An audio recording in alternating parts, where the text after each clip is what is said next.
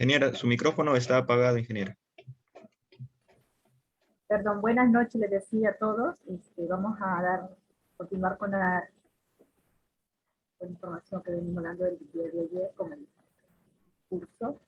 Introducción a la que es la gestión de riesgo, con el tema de la normatividad, los antecedentes. Les decía que si tenemos hasta unos 4 minutos, si quieren hacer alguna consulta, y damos inicio a 7 y 10 de lo que vimos el día de ayer, alguna duda que les haya quedado para continuar.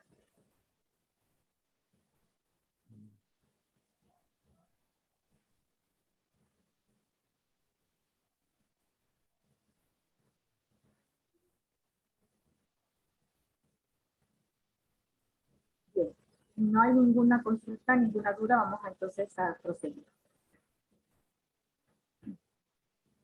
Bueno, el día de ayer vimos todo lo que fueron los antecedentes, ¿no?, de la gestión del riesgo de desastre, tanto a nivel internacional como nacional.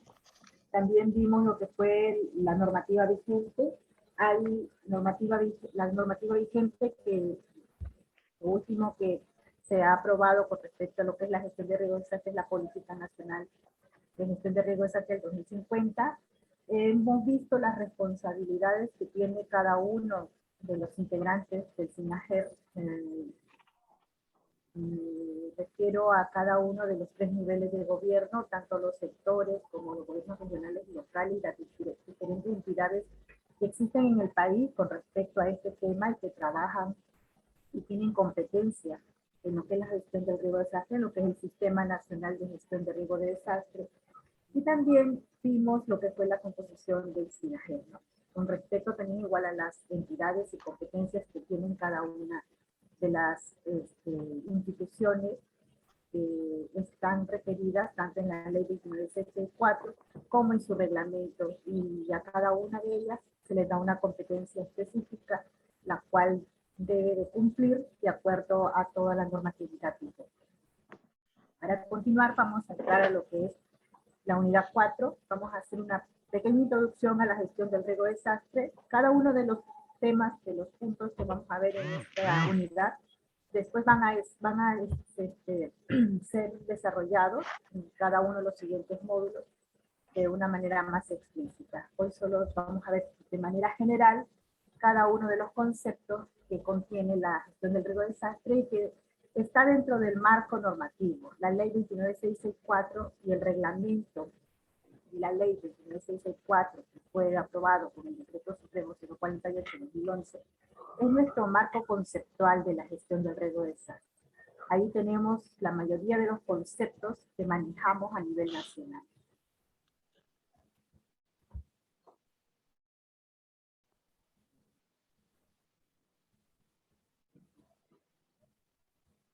Vamos a continuar con el concepto de qué es la gestión del riesgo. Hablamos siempre de gestión del riesgo, del desastre, y es importante que lo tengamos claro lo que es ese concepto, ¿no? La gestión del riesgo es no más que el proceso de adopción de políticas, estrategias y acciones con la finalidad de proteger la vida de la población y el patrimonio de las personas y el Estado. Este es un concepto que está dentro de lo que es la ley 29664 y el cual nos hace referencia a que la gestión de riesgo es contar con políticas, con normativas y con instrumentos, pero también tienen que estar de manera estratégica en todo lo que es el planeamiento, tanto de los gobiernos regionales, los gobiernos locales y los sectores. Por eso es que se habla de adopción de políticas. Ya sabemos que tenemos una política dentro de la gestión de riesgo, como es la política al 2050, la política nacional, pero también tenemos otras políticas que son relacionadas a lo que es la gestión del riesgo, como es la política de ordenamiento territorial, que también ayer se la mencioné. Y actualmente ya tenemos una ley de ordenamiento territorial, la cual es parte de lo que es la gestión del riesgo. ¿Por qué? Porque la gestión del riesgo se desarrolla en un territorio. Entonces, ¿cuál es la finalidad de la gestión del riesgo? Ya sabemos que la finalidad es proteger la vida de la población y el patrimonio de las personas. Esa es la finalidad que tiene cuando ustedes ejecutan acciones de gestión de riesgo de desastre, implementan estrategias, adoptan las políticas que se están desarrollando a nivel nacional, ustedes la finalidad están buscando es eso, ¿no? Proteger los medios de vida de las personas, pero principalmente la vida de las personas. Esa es la finalidad y ese, digamos, es el punto central de lo que es la gestión del riesgo. Asimismo, también tenemos otros conceptos, la gestión prospectiva, la gestión correctiva y la gestión reactiva, que ayer lo mencionaba y que les decía que quienes estaban, digamos, sí, por la competencia técnica normativa, pero también quienes eran los ejecutores. ¿Qué es la gestión prospectiva? Bueno, la gestión prospectiva es no generar riesgos. Y principalmente la gestión prospectiva, cuando hablamos de no generar riesgos, es mediante las normas y regulaciones y también mediante medidas prospectivas. Cuando hablamos de normas y regulaciones, por ejemplo, son a nivel regional o local, las ordenanzas, ¿no? Hay ordenanzas regionales, hay ordenanzas distritales o municipales que se elaboran con la finalidad de regular algunas acciones en el territorio. Un ejemplo puede ser que se emita una ordenanza para regular que las personas no habiten en zonas de alto riesgo y que pueden ser de repente las bajas marginales de un río o de una cuenca. Entonces, esto es gestión prospectiva.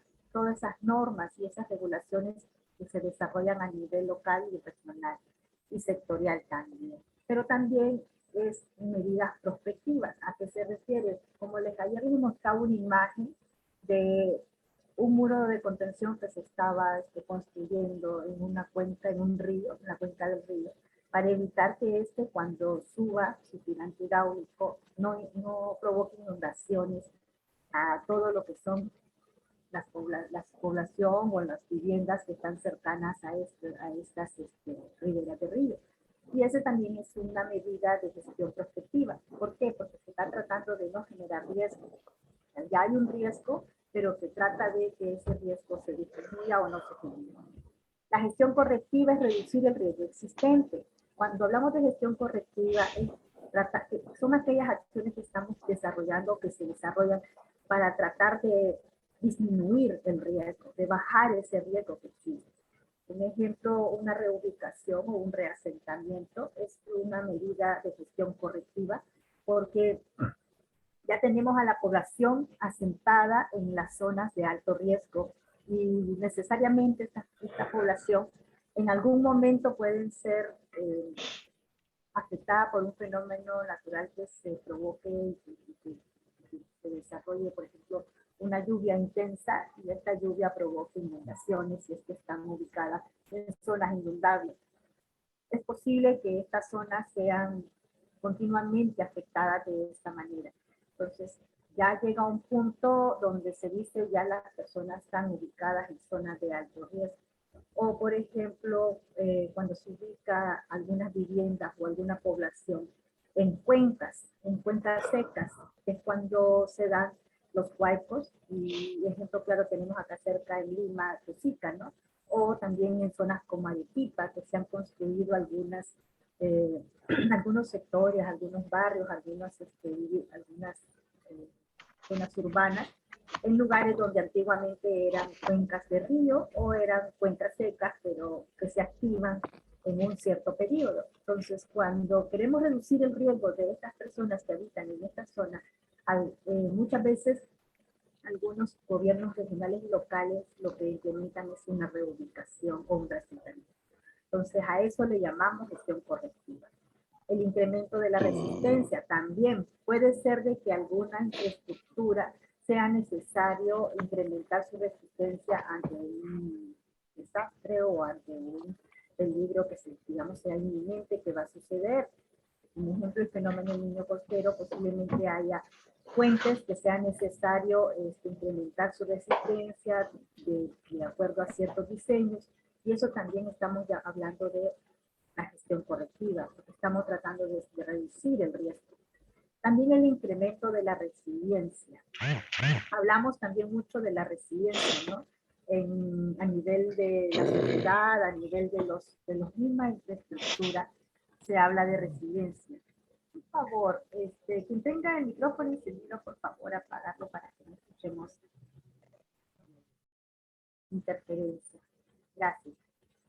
Entonces, Cuando también incrementamos la resiliencia en la población, ¿cómo incrementamos resiliencia en la población? Un ejemplo, capacitándoles, elaborando planes de contingencia, estableciendo rutas de evacuación ante algún desastre, ante alguna inundación, el sismo. Entonces, todas esas acciones que se realizan son parte de la gestión correctiva. Estamos tratando de incrementar la resiliencia de las personas para que se reduzca el riesgo. Y la gestión reactiva, que es la que se refiere a minimizar los daños, pérdidas y recuperar el servicio. ¿Por qué? Porque recuerden que lo que son estas dos que estoy acá señalando, lo que es la gestión prospectiva y la gestión correctiva, son las que nos ayudan a desarrollar todas aquellas acciones que van a buscar cómo no generar riesgo y reducir el riesgo antes de que pase el desastre. Pero una vez que se dé el desastre, una vez que se da un sismo, una inundación, o se da activa el volcán, hay una erupción volcánica, o se da también las heladas, viajes. Una vez que ya se da puesta, ¿no? Para poder minimizar esos daños o esas pérdidas de las personas que habitan ese sitio. Entonces, a eso le llamamos la gestión reactiva. ¿Y qué contiene? O sea, mediante qué podemos realizar esa gestión reactiva? Bueno, instrumentos de gestión, como les comentaba, los planes de contingencia, los planes de capacitaciones a las comunidades, alternativas de continuidad de servicio, también son parte de lo que es la gestión reactiva. Se cortó el agua por un determinado desastre que hubo en una zona, en un territorio. Entonces, las empresas operadoras siempre tienen un plan de contingencia para poder continuar dando el servicio. O el restablecimiento de la transitabilidad.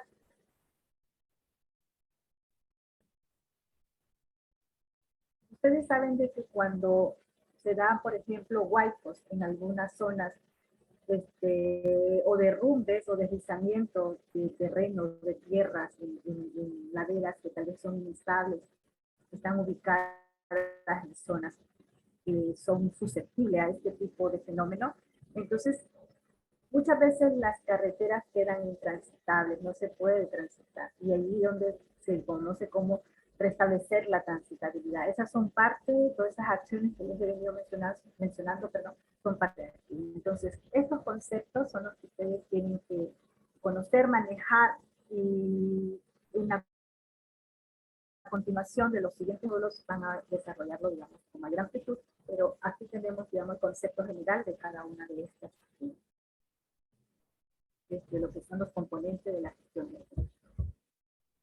También hablamos dentro de la gestión del riesgo de la estrategia, ¿no? Ustedes han escuchado que yo les hablaba al inicio de que también dentro de lo que son los componentes y dentro de lo que es la estructura del SINAGER, también hay una institución, una entidad que se llama CEPLAN, que es el Centro Nacional de Planeamiento Estratégico. Y este Centro Nacional de Planeamiento Estratégico es la que se encarga de desarrollar la estrategia de desarrollo, que valga la redundancia, a nivel nacional en el país. Es la entidad que promueve y apoya y asiste técnicamente a los sectores, gobiernos regionales y locales para que desarrollen sus planes estratégicos institucionales, sus planes de desarrollo concertado y sus planes operativos institucionales. Entonces, siempre la gestión del riesgo de desastre tiene que estar alineado a lo que es un plan estratégico de la institución. ¿Qué son los planes estratégicos? Lineamientos de política institucional. Por ejemplo, acá tenemos un plan estratégico, lineamiento de política institucional del transporte y comunicación. El Ministerio de Transporte tiene un plan estratégico institucional, así como lo tiene el gobierno regional y tiene los gobiernos locales. Y dentro de estos lineamientos de política institucional tienen que estar incluido lo que es la gestión del riesgo de desastre. Por ejemplo, en el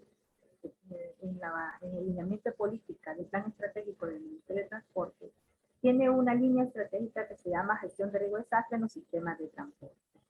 Y ellos, a través de esa línea, de la gestión del riesgo de desastre en los sistemas de transporte, Ellos desarrollan lo que es la gestión de riesgo de desastre. ¿A partir de qué? Incorporarles en los planes y proyectos de la entidad del sector la gestión del riesgo de desastre para reducir la vulnerabilidad de la infraestructura y los servicios de transporte y comunicaciones y garantizar su continuidad operativa. Si dentro de cada uno de los sectores o de los gobiernos regionales o de los gobiernos locales no tienen incluida la gestión del riesgo de desastre en los planes estratégicos, por ende va a haber muchos problemas al momento de querer operativizar la gestión de riesgo.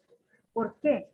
Hay lugares, inclusive hay municipalidades, a mí por ejemplo me tocó que en algún momento que visité algunas municipalidades distritales, no tenían dentro de sus planes estratégicos lo que era la gestión del riesgo, como línea estratégica de desarrollo en esa zona o en ese territorio, en ese distrito. Por lo tanto, cuando ellos comenzaban a querer buscarlo dentro de los planes operativos institucionales y asignar recursos mediante programas presupuestales, en este caso el programa presupuestal 068, no lo tenían, no contaban con recursos económicos para poder desarrollar las líneas estratégicas de la gestión del riesgo de desastre. Y a veces dicen algunos, por ejemplo, ayer decía uno de los colegas, no desarrollan más que alguna reunión dentro de lo que es como gestión de riesgo de desastre. Es posible que en algunas entidades no tengan recursos para poder desarrollar lo que es las estrategias de gestión de riesgo. Muchas veces ni siquiera tienen recursos para poder pagarle a un funcionario, a un personal que esté dedicado a estos temas. Pero no es porque no existan, sino es también porque muchas veces se desconoce que dentro del plan estratégico institucional debe sí o sí estar incluida la gestión del riesgo. Entonces, por eso siempre se dice que los de planeamiento, perdón, lo de planificación y presupuesto también deben de conocer lo que es la gestión de riesgo. Importante también decirles de que la gestión de riesgo no es un tema exclusivo de las oficinas de defensa civil, no, sino que también es un tema que lo deben de conocer todos los que están dentro de la municipalidad trabajando, porque al final las estrategias que se implementen, por ejemplo, en estos planes estratégicos, van a tener que ser desarrollados por el equipo técnico o por el grupo de trabajo de la gestión de riesgo de desastre, de lo que son los sectores, los gobiernos regionales y los gobiernos locales. También otros conceptos que es importante mencionar es los componentes del riesgo. Sabemos que el riesgo, siempre decimos, es peligro y vulnerabilidad. Los componentes del riesgo, cuando hablamos del peligro, tienen características y hay factores de riesgo. Por ejemplo, el fenómeno se manifiesta o impacta en el territorio y se convierte en un peligro cuando pasa ciertos umbrales, que así se le llama, cuando se hacen las mediciones tanto de lluvias, tanto del sismo, tanto de todos los diferentes fenómenos que se dan en los diferentes territorios del país. O, por ejemplo, cuando hay zonas que son afectadas porque tal vez de repente los suelos son suelos susceptibles a deslizamientos, a derrumbes. Entonces, esos fenómenos se convierten en un peligro. Pero ese peligro, si se da en una zona donde no hay población, no pasaría nada. Siempre se pone el ejemplo de, por ejemplo, el desierto, ¿no? Si en el desierto se da un sismo, por ejemplo en el desierto del Sahara, se da un sismo, no pasaría nada. ¿Por qué? Porque no hay personas que habiten ese desierto. No hay viviendas, no hay personas, no hay infraestructura social, no hay infraestructura económica, no hay, pues, digamos, elementos expuestos que sean afectados. Pero para que se dé el riesgo, es importante también que tengamos población, infraestructura y todo eso. Si no existe estos elementos, esto no pasaría nada. Entonces, la vulnerabilidad siempre se ve de varios aspectos. Los más comunes o los que más, digamos, se estudian, que actualmente en nuestra normativa acá en el país se evalúan, es los físicos, sociales, económicos y ambientales. Pero claro, hay muchas vulnerabilidades dentro de un territorio, pero estas cuatro son las que hasta hoy se están evaluando dentro de lo que es la gestión de riesgo de desastre en el país. Y cada uno de estos de estas dimensiones de la vulnerabilidad, la física, la social, económica, mental, tiene elementos que lo conforman. Y esos elementos se les llaman elementos expuestos. Cuando están esos elementos expuestos y se ve el peligro, es cuando resulta el riesgo. Entonces, el peligro y la vulnerabilidad son componentes del riesgo, pero a la vez son los factores del riesgo, porque son los que al interactuar en la vulnerabilidad con el peligro nos va a dar el riesgo. Ahora, ¿qué es un peligro? El peligro es la probabilidad de que un fenómeno físico, potencialmente dañino, de origen natural o inducido por la acción humana, se presente en un lugar específico con cierta intensidad y en un periodo de tiempo y frecuencia definido. Esta definición es la que está en el reglamento de la ley 29664. Este es el concepto que tenemos que manejar todos a nivel nacional, porque es el concepto, digámoslo así, normativo que se ha establecido en lo que es la normatividad de la gestión del riesgo. Cuando hablamos de los peligros, por ejemplo, hay varios peligros identificados en el país. Ustedes pueden consultar, por ejemplo, el Plan Nacional de Gestión de Riesgo Desastre, el Plan AGER, que está vigente, y en las primeras páginas de este Plan AGER, allí nos habla de cuáles son los peligros que se han identificado en el Perú. Bueno, entre los peligros que se han identificado tenemos sismos, ¿no? Los sismos que se dan normalmente, o sea, de acuerdo a lo que es las normativas de sismo resistencia, los más fuertes se dan en la costa del país, por lo que está allí ubicada la placa, ¿no? La placa de Nazca y la placa de las dos placas que se mueven cada cierto tiempo y nos asustan de vez en cuando. Y estas placas son las que hacen de que los sismos más fuertes se den en la zona del Pacífico, o sea, en lo que es el cinturón del fuego. Pero también hay sismos que se dan en la zona ya en la zona central del país, la zona de la sierra o en la selva. Mayormente estos sismos también son por fallas geológicas.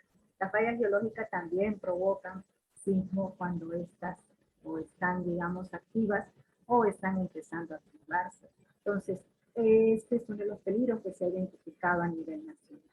El tsunami, ustedes saben, pues un tsunami se da en las zonas costeras. Los lugares donde hay un sismo de ciertas magnitudes pueden provocar tsunamis. Inundaciones, bueno, las inundaciones se dan en varios puntos del país, ya sean por ejemplo, en el norte por el fenómeno del niño costero, pero también tenemos inundaciones en la selva, inundaciones en la sierra, cuando hay lluvias intensas y se incrementan los caudales de los ríos. Otro de los peligros que han sido identificados en el país es el movimiento en masa. Los movimientos en masa son todos aquellos fenómenos que, por ejemplo, deslizamiento, derrumbes, huaicos, reptación de suelo, todo eso se le llama movimiento en masa. Y que provoca, muchas veces provoca muerte, inclusive la muerte de algunas personas, provocan también destrucción en las viviendas, provocan también que muchas veces se pierdan medios de vida y se pierdan infraestructura como colegios, puestos de salud, etc. Otro de los fenómenos identificados en el país son las heladas.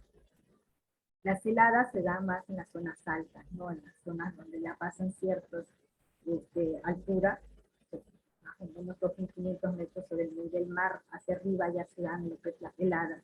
Y también los friajes. No hay que confundir, muchas veces se confunde lo que es friaje con helada, porque el friaje es cuando hay unas bajas temperaturas. Entonces, eso también se da en ciertas zonas, también en zona selva, en zona sierra. Y la erupción volcánica, ese es otro de los peligros que se han identificado en el país, y los incendios forestales.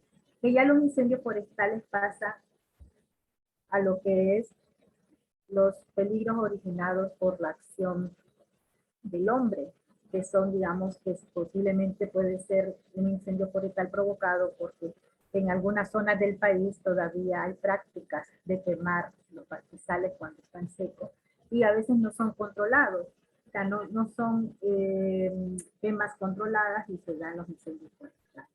Entonces, por eso se les dice que ya son estos fenómenos originados por la actividad del ser humano. Y también tenemos otros peligros que también han sido identificados, pero los más, digamos, comunes o los de mayor impacto o más recurrentes en el país son los que les he mostrado en esta lámina. También podemos ver acá unas imágenes para que digamos, podamos conocer lo que es el peligro. El peligro también tiene dos formas de conocer qué peligro es el que se da en ciertos territorios o zonas o en el distrito, en la región. La forma de conocer un peligro es, primero, bueno, se identifica. ¿Y cómo identificamos un peligro? Dependiendo de la recurrencia o del impacto que se da. Por ejemplo, acá tenemos inundación en el distrito de Ñapar y Madre de Dios. Esto se da por lluvias intensas y hace que los caudales de los ríos aumenten, ¿no? Y eso provoca de que al no tener estas cuencas, muros de contención o defensas ribereñas que ayuden a que el agua de los cauces salga de ellos y provoquen inundaciones, esto hace de que se inunden muchas veces hasta infraestructura de servicio. Por ejemplo, aquí vemos centros de salud. Miren, acá hay un centro de salud que ha sido inundado. ¿Y qué hace esto? Que el servicio de salud no se pueda brindar a la población. Entonces, ¿cómo identificamos este peligro? Dependiendo de las zonas donde ha sido la inundación, cuántas veces llueve, qué época llueve, y así se va identificando. También hay inundaciones en el norte del Perú, pero estas son provocadas por el fenómeno del Niño costero, como les comentaba anteriormente. Recuerden, hay inundaciones por fluviales, que se le llaman, que es por el aumento del caudal de los ríos, pero también hay inundaciones por lluvias intensas, como las que se dan cuando se da un fenómeno niño. Y también están los deslizamientos. Los deslizamientos en el distrito, por ejemplo, este deslizamiento que les muestro en esta imagen es en el distrito de Cuenca, en Huancavelica. Si se fijan, toda esta masa de tierra, todo esto fue un movimiento en masa que se dio en toda esta zona y afectó grandes hectáreas de cultivo, afectó la cuenca de los mismos ríos que estaban ahí, hubieron embalses y esos embalses provocaron inundaciones en zonas aledañas. Entonces, ¿cómo identificamos un peligro? Conociendo la zona donde se provoca este peligro, revisando los registros que se da en el año o en el tiempo, porque también eso ustedes pueden identificarlo. ¿Qué peligros son los que son más recurrentes? Ya entonces identificamos como la serie cronológica de esos peligros. También podemos identificar un peligro de acuerdo, como les comentaba, de la serie cronológica. Un ejemplo, aquí hay una línea de tiempo de peligros que se han dado en una cuenca llamada Quilcay. Esta subcuenca está ubicada en Guanací. Por ejemplo, esta subcuenca aluvión de la laguna Palcacocha, también oleaje, deslizamiento de lo que era el material morrénico de la cuenca. También por las declaratorias de emergencia nos damos cuenta cuando un peligro es potencial en una zona y por eso identificamos cuáles son los peligros más recurrentes de mayor impacto. También lluvias intensas por fenómeno del Niño costero y avalanchas por daños en los sifones de las lagunas. Entonces, todo eso ustedes en determinados territorios se revisan y se analiza cuáles son esos peligros que están impactando en mayor frecuencia en la zona y así se identifica también un peligro. Por eso es muy importante los registros históricos. Y esos registros históricos ustedes lo pueden encontrar en lo que es el SIMPAC, que era la plataforma que les comentaba el día de ayer, que con que cuenta lo que es el Sistema Nacional de Gestión de Riesgos de Desastre.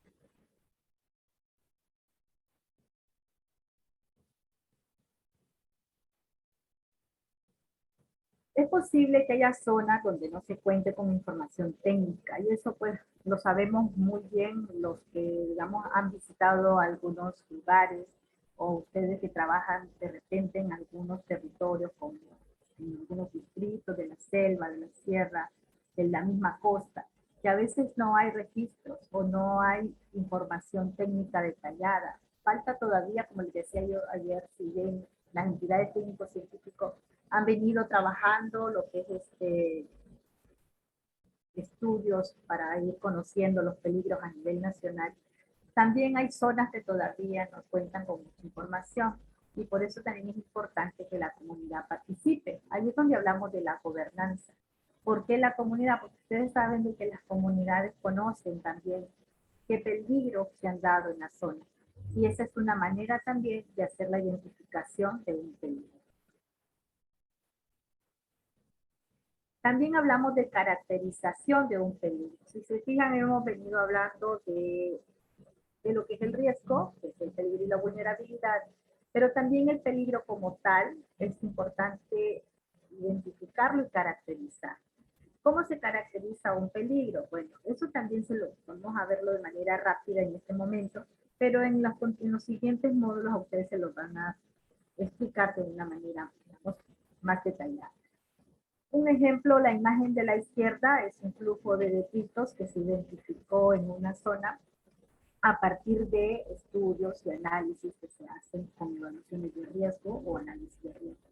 O estudios específicos que hace, por ejemplo, el INGEMET y se determinan que, por ejemplo, esta zona que vemos acá, que está delimitada con las líneas rojas, es una zona de posible flujo de detritos, puede ser un huaico. Posiblemente cuando llueve, esta zona de acá arriba se forma como una especie de cuenca, como una especie de olla, y allí se acumula el agua, ¿no? Cuando está lloviendo. Llega un punto en que se rebosó, un rebose de toda esa agua y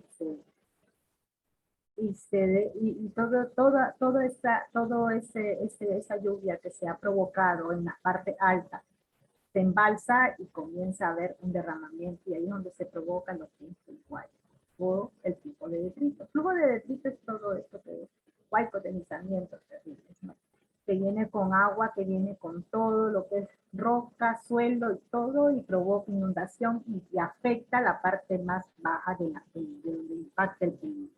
Entonces, esta es una manera también de caracterizar el peligro. Ustedes saben bien de que bueno, hay evaluadores de riesgo, hay un manual de evaluación de riesgo, que esto es parte de la instrumentación de la gestión de riesgo de desastres, que son las evaluaciones de riesgo, los famosos EVAR que se llaman, y que estos son los que nos apoyan para poder identificar estos riesgos o estos peligros que se están dando en ciertas zonas. Se caracteriza con este tipo de evaluaciones y ya se conoce cuáles serían las zonas posibles de impacto de este peligro y que puede provocar un riesgo. ¿Por qué? Porque acá hay población en la parte baja ubicada. Hay viviendas, hay personas, hay colegios, escuelas, instituciones educativas, hay establecimientos de salud, hay redes de agua, hay vías, y etcétera, etcétera. Hay, como dicen, ahí vemos elementos expuestos que van a ser impactados por este peligro. Y esa es la forma como se caracteriza un peligro. En la parte de la derecha vemos ya en color rojito, que es la misma zona que estamos viendo en la izquierda, y aquí ya se ve exactamente la zona afectada del impacto. Entonces, ya esta zona es la que tiene mayor impacto y cuando se hacen estas evaluaciones se determinan cuáles serían las zonas de muy alto, de medio y de bajo riesgo, ¿no? Y esa es una forma de caracterizar el peligro. También podemos ver otro tipo de peligro. Como les decía, en el Perú hay diferentes tipos de peligros que se han identificado. Aquí podemos ver, este es un ejemplo de una caracterización de lo que es el volcán Misti. El volcán Misti hace una erupción, el volcán Misti afectaría una buena parte de la zona urbana de Arequipa. Y si se fijan ustedes, los niveles de riesgo, claro, el alto riesgo, el alto peligro estaría ubicado en la zona cercana a lo que es el cráter, y después la zona naranja, la zona amarilla, y algunas zonas que ya son de bajo riesgo. Estas caracterizaciones de peligro son muy importantes porque también nos ayudan a determinar rutas de evacuación. Si se fijan acá hay una flechita donde habla de unas salidas. ¿Salidas por qué? Porque serían las posibles zonas que podrían apoyarle a la población que habita en este territorio para poder contar con rutas de evacuación si es que el volcán o con zonas para poder instalar albergues si es que el volcán hiciera una erupción como la que se ha caracterizado en esta imagen. Esto ha sido desarrollado por el ingeniero. Entonces, estos son mapas de peligros que nos ayudan a poder determinar riesgos. Claro, una vez que se ha también analizado la vulnerabilidad. ¿Ustedes tienen alguna consulta hasta ahorita?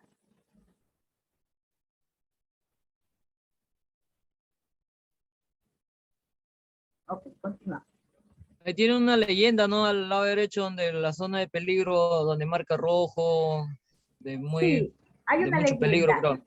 Sí, esto ustedes lo pueden consultar en la página del internet. Allí tienen mejor, digamos, mayor apreciación de esa zona. Sí, aquí ya se han identificado alto peligro, peligro moderado y peligro alto. O sea, hay solamente 3 peligros identificados. Porque este es un mapa de peligro nada más, no es de riesgo. El riesgo es una vez que ya lo analizan con la vulnerabilidad. Entonces, esto hace una caracterización que ha hecho el ingeniero. ¿Ok? Continúa.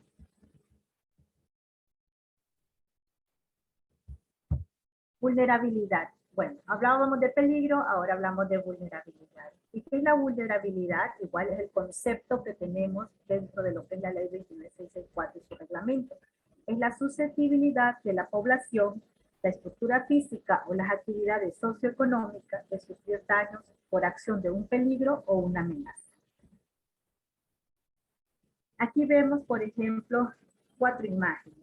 A ver, la de la izquierda superior es del Cerro La Milla en el distrito de San Martín de Porres, acá en Lima Metropolitana. Si se fija, que esto es muy común, ¿no? En muchos lugares de nuestro país, viviendas ubicadas en laderas, construidas de repente con material no adecuado, construidas sobre suelos que a lo mejor o posiblemente sean suelos o con tendencia a un derrumbe, a un deslizamiento, o si se da un sismo, que sean suelos que no sean aptos y que posiblemente provoquen un movimiento sísmico muy alto y que esto haga que muchas de estas viviendas se derrumben. Pero también vemos, además de esto, viviendas que tienen a lo mejor construido espacios que no son los adecuados y no han seguido el Reglamento Nacional de Construcción, ¿no? Pues, normalmente estas viviendas que se ubican en laderas no se han realizado por en base a un plano, que lo haga un ingeniero o un arquitecto. No tienen columnas, vigas sismoresistentes, porque simple y sencillamente no se adecúan al Reglamento Nacional de Edificaciones. Entonces, todo esto es la vulnerabilidad que se ha construido en esta zona. Vemos también, posiblemente hayan instituciones educativas que estén ubicadas en medio de todo esto que vemos acá del cerro. También pueden haber parques, losas deportivas, diferentes infraestructuras. Y todos esos pueden sufrir daños por la acción de un peligro, ¿no? Son susceptibles, por eso dice susceptibilidad, a que puedan sufrir daños por la acción del peligro.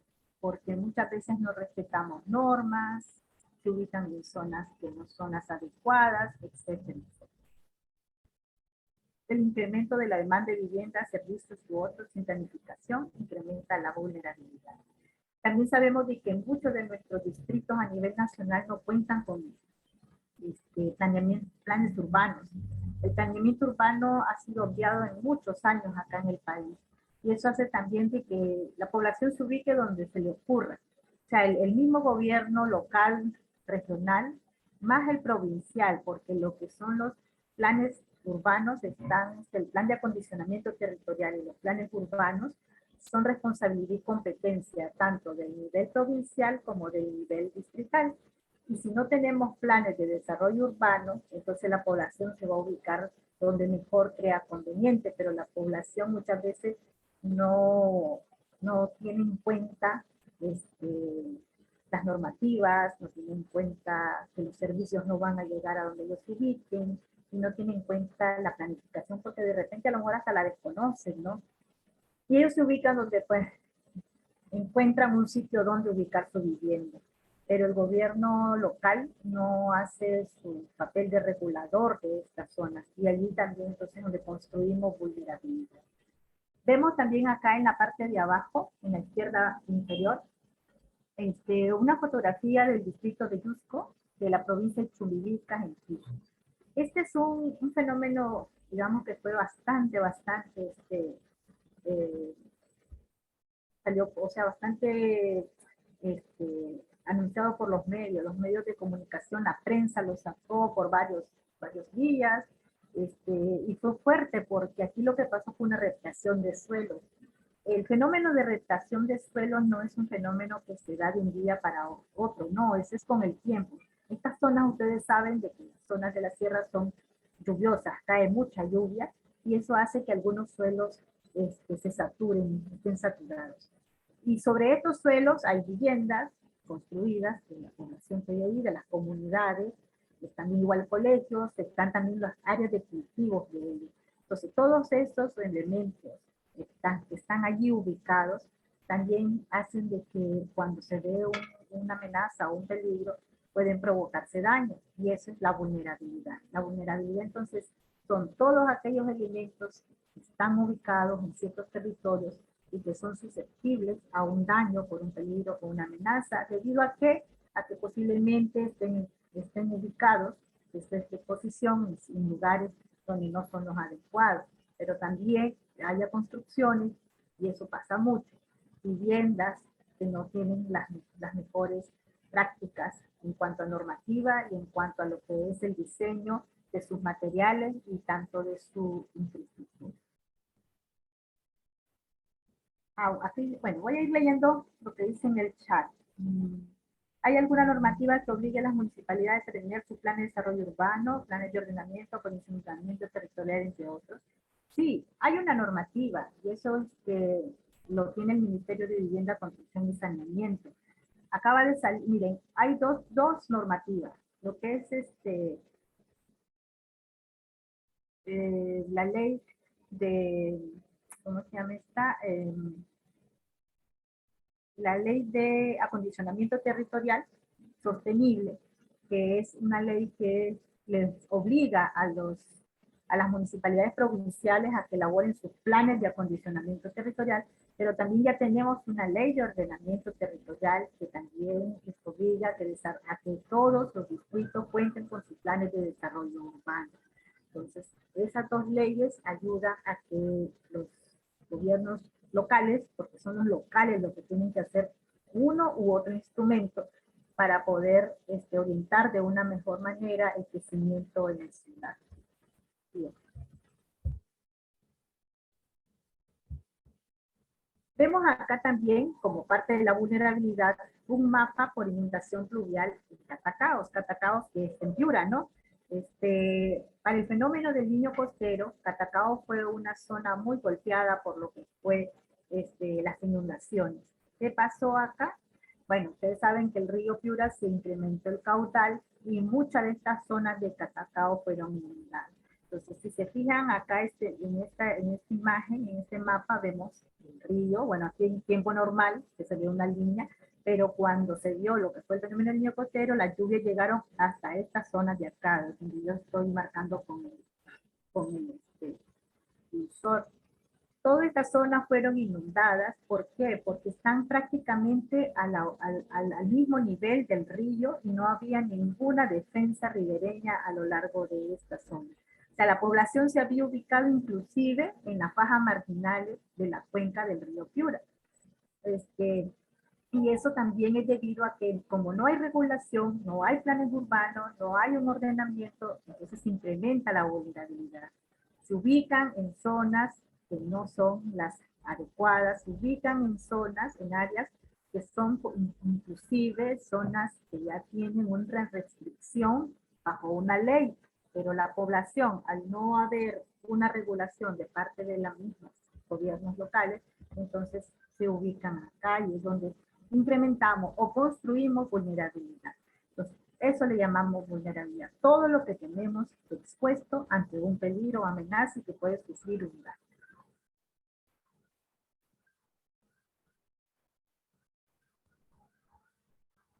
Ya, entonces, hemos visto, ¿no? Peligro, vulnerabilidad.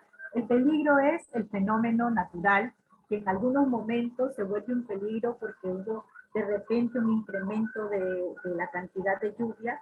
Un ejemplo, en Piura, para ellos, una lluvia de 5 milímetros posiblemente no les afecta, ¿no? Que es una brisa, a lo mejor, una lluvia que mejor cierta zona. Pero si cae una lluvia que traspasa 50 milímetros, 40 milímetros, que es lo que ha pasado cuando el fenómeno del Niño Costero, esa lluvia sí va a provocar un desastre, pero va a provocar un desastre si encuentra elementos expuestos, que es lo que le llamamos la vulnerabilidad a todos los elementos que pueden sufrir daño. Y es donde se da lo que es el riesgo de desastre. Entonces, ¿qué es el riesgo de desastre? Es la probabilidad de que la población y sus medios de vida sufran daños y pérdidas a consecuencia de su condición de vulnerabilidad y el impacto de un peligro.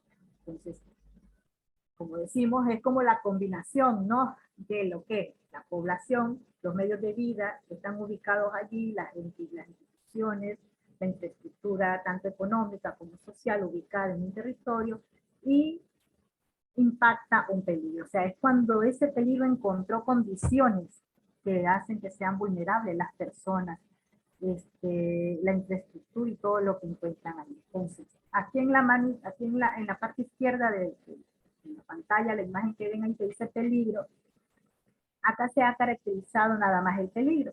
Se identifica un peligro y se caracteriza. En este otro mapa, el mapa que vemos en el centro, es ya la vulnerabilidad. La vulnerabilidad considera lo que son las viviendas, lo que son las instituciones educativas, los establecimientos de salud, las vías, todo lo que son las instalaciones eléctricas, todo lo que son las instalaciones que son las redes de agua potable y saneamiento, etcétera, etcétera. Todo lo que existe en este territorio, todos esos elementos que están allí, ¿no? Que conforman una zona ya sea urbana o ya sea rural, porque también las zonas rurales son zonas afectadas por los peligros. Entonces, se analiza la vulnerabilidad y ya se dice, bueno, todos estos elementos que están acá son vulnerables porque tienen ciertas condiciones que los hacen ya vulnerables por sí mismos. Como les decía anteriormente, puede ser por el diseño que tienen las viviendas, puede ser por el tipo de material que tienen, puede ser que la población sean niños menores de 5 años o personas mayores de 60, las personas adulto mayor, o mujeres embarazadas. Eso ya es una condición de vulnerabilidad de la misma persona. También puede ser que las personas que habitan esta zona, su nivel educativo sea de primaria o de repente no tengan a lo mejor ni la primaria aprobada. Entonces, todas esas condiciones que tienen esta población y esta infraestructura ya tienen una vulnerabilidad propia que es analizar. Pero cuando ustedes cruzan lo que es vulnerabilidad y peligro, cuando se hace el cálculo de estos dos, cuando traspasamos, digamos, ponemos uno sobre el otro, el peligro con la unidad, cuando cruzamos, cuando multiplicamos y decimos, ya peligro por vulnerabilidad, ¿qué me va a dar? Es un riesgo. Entonces, ahí es donde ya encontramos lo que es el riesgo de desastre, cuando interactuamos en la condición de vulnerabilidad de los elementos que están en este territorio y el impacto de un peligro que ha sido identificado, que ha sido caracterizado, porque de repente es un peligro recurrente, es un peligro de mayor impacto que se está dando en esa zona y nos da un riesgo. Y ese riesgo ya sabemos que tiene varios niveles, ¿no? Muy alto, alto, medio y bajo. Y a partir de eso es que ya se realizan las diferentes estrategias, acciones, proyectos, etcétera, etcétera, para poder resolver, disminuir, reducir o poder gestionar el riesgo.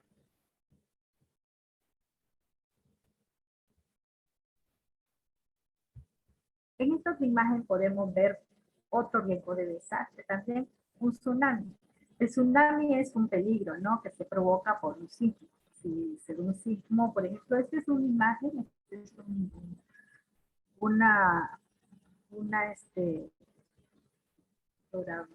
imagen de lo que es la punta en el Callao. En la punta en el Callao se dice que si se da un sismo de 8.5 grados, se van a generar olas de 7 metros. Aquí tenemos entre los colegas, ¿no?, que están en este curso del Callao. Entonces, si se da uno de 9 grados, según se dice, se generarían olas de 7 a 14 metros de altura. Esto ha sido analizado por muchos, ¿no? Tanto por la municipalidad, perdón, por el CICNI, por el IGP, todos ellos han hecho estudios en esta zona y se han hecho también escenarios de riesgo de desastre de esta zona del Callao. Entonces, si se da este tipo de sismo, las olas que van a llegar pueden afectar, por ejemplo, la punta, y acá, por ejemplo, dice, perdón, en la punta, los edificios altos pueden servir de refugio de emergencia porque soportaría un terremoto de grado 8.4, generado por, en un simulacro virtual generado por computador. El mayor desastre que ha afectado a Lima ocurrió en 1746, un tsunami desapareció el Callao. O sea, todas las predicciones que se están haciendo con respecto a esta zona son en base a este sismo que ocurrió en 1746. Entonces, si todos los elementos expuestos que están ubicados en la punta, tanto viviendas, personas, son afectados por este tsunami, es posible que allí se provoque un riesgo, ¿no? Y el riesgo que se va a dar va a depender de ciertos niveles, ¿no? Que son los que ya se hace un análisis y nos da un riesgo de desastre. A ver, levantó la mano, creo, alguien. Sí, ingeniera, buenas noches. Sí, buenas noches, le escucho. Ingeniera, era con respecto a ese riesgo de desastre estimado en el Callao. Ya. Los estudios que son concluyentes, inclusive de ahí han derivado los planes de operaciones de emergencia, así como los entrenamientos en los simulacros que están en el Callao. Yo hablo, por ejemplo, específicamente de Ventanilla, ¿no? Lo que pasa es de que, a ver, dentro de las estimaciones siempre dicen que las olas pueden ser de 5 y 7 metros de altura en este sector. Pero las olas en un tsunami están determinadas por la pleamar de su costa. O sea, no es por poner una altitud probable, sino la altura de la pleamar era proporcional a la altura de una ola de tsunami. Entonces, en la costa peruana, la pleamar es de 6 metros. Y si usted se para, por ejemplo, en la playa de Ventanilla, en la altura del balneario, si usted pone un GPS, está a 17 metros con respecto al nivel medio del mar. Entonces, ¿de dónde sacan? O sea, ¿quién estima que una ola de tsunami puede sobrepasar una altura 3 veces proporcional a su ola, o sea, a su distanciamiento, y estimar una posible inundación con grado 8 o grado 9? En realidad, o sea, si usted se da cuenta, las estimaciones que se han hecho en el Perú, por lo general tienen décadas de evaluación, lo que no teníamos anteriormente con los nuevos estudios, con las nuevas políticas de trabajo y los estudios más minuciosos. Entonces, a lo que yo voy, que siempre estamos llevando a una información genérica y no específica con nuestra realidad topográfica.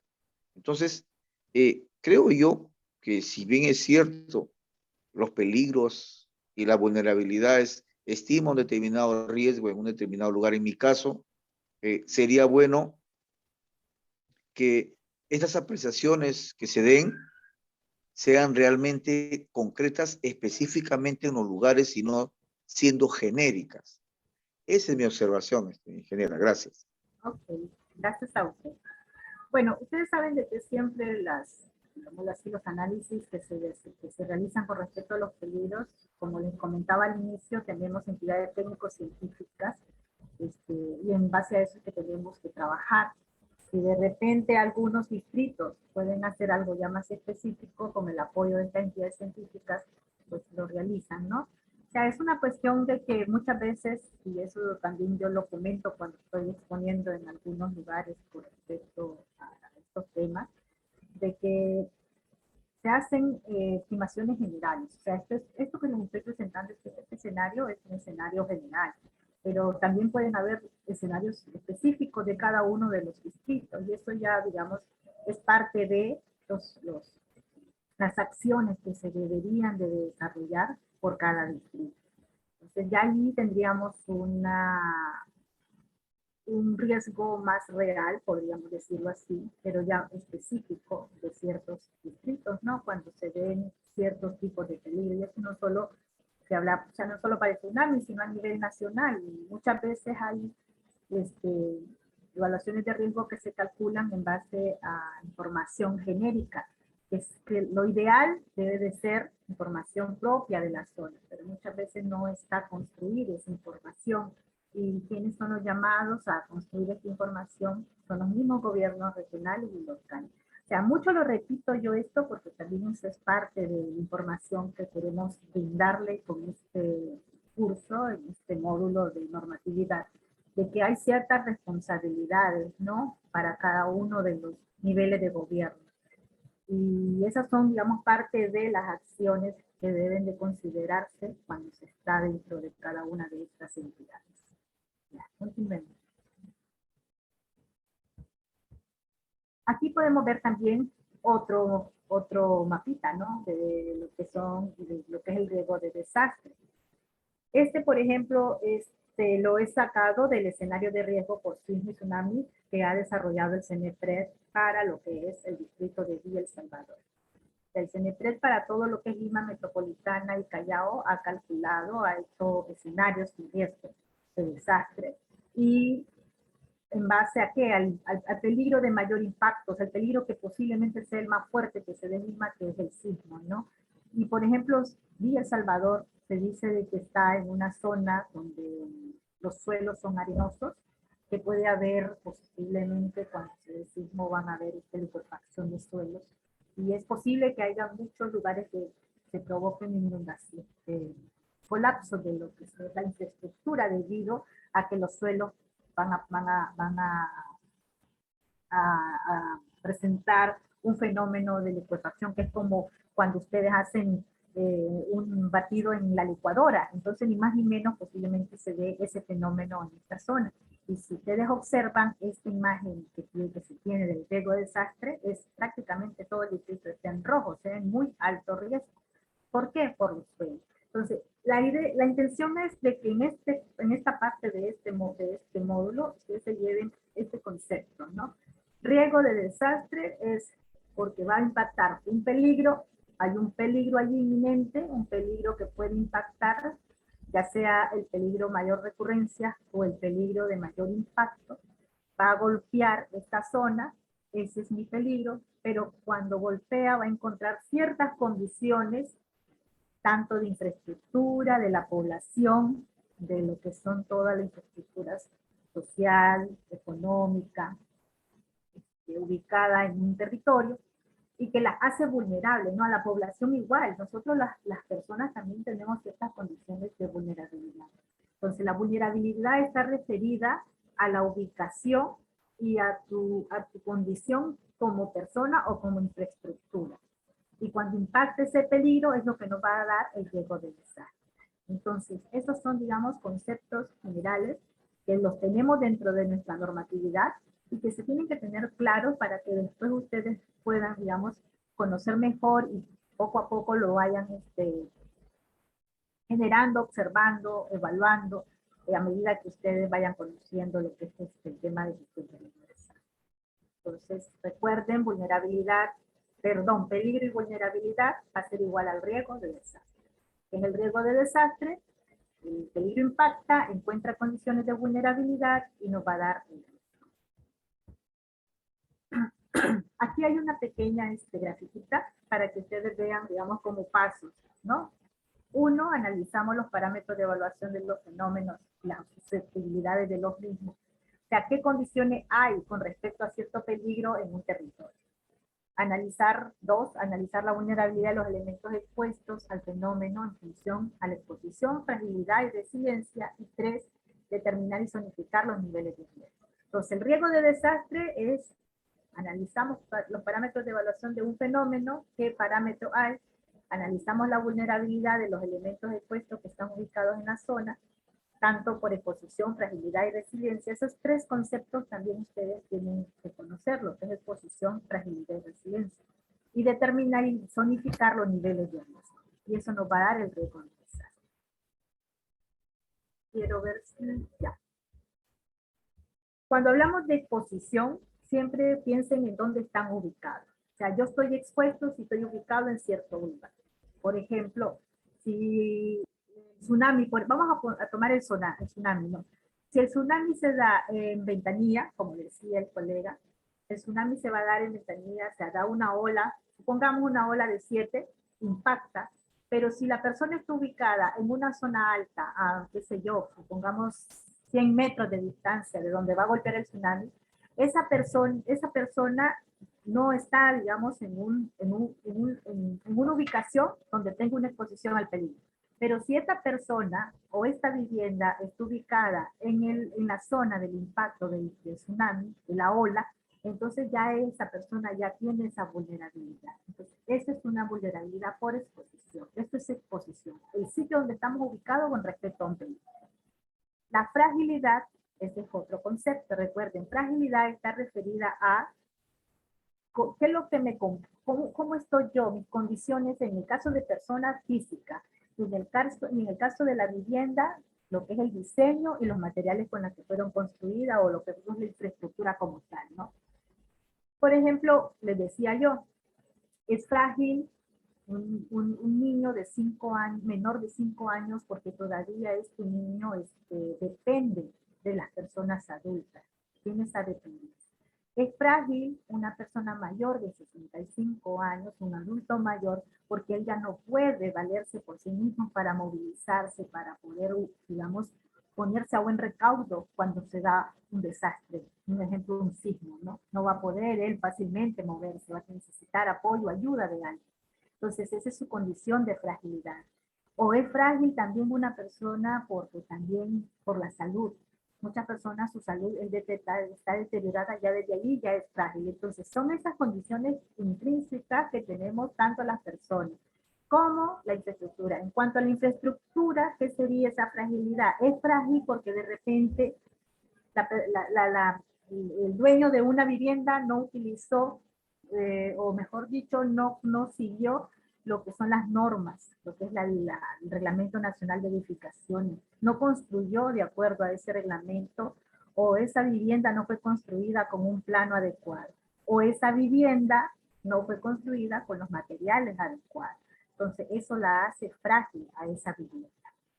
Un ejemplo, cuando llovió en el fenómeno del Niño Costero, había muchas viviendas que eran de adobe. Ustedes saben que el adobe, si llueve mucho, se humedece y entonces ese bloque se hace frágil, se deborona o se deshace o se destruye.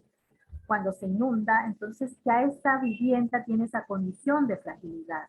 O por ejemplo, cuando se da el sismo, hay viviendas que de repente fueron construidas sin mirar lo que es la normatividad, lo que es la norma técnica sismo resistente, y no se hizo una vivienda que se pueda resistir a un sismo ni siquiera de 6. Por eso es que también acá en Lima se habla de que cuando se ve un sismo se van a haber muchos problemas. ¿Por qué? Porque la mayoría de las viviendas no fueron ni siquiera construidas bajo la normatividad, primero, sismo resistencia. Y segundo, no se consideraron especificaciones técnicas. O un ejemplo, en la selva ustedes saben, por ejemplo, Loreto hay esta zona que está ubicada en el río. Y las personas que viven allí tienen condiciones ya de ahí propias. Ellos construyen su vivienda de acuerdo al lugar donde están ubicados. Las viviendas son de madera y ustedes saben que tienen estas columnas altas que están dentro de lo que es el río. Pero ¿por qué ellos la construyen así? Porque saben que cuando están en temporada alta, o sea, el río aumenta su caudal, este río va a llegar hasta ciertas alturas. Entonces, por eso muchas veces estas viviendas se convierten, son vulnerables ante ciertos peligros. O por ejemplo, cuando en países donde se dan los huracanes, hay viviendas que son construidas con materiales como madera. ¿Por qué?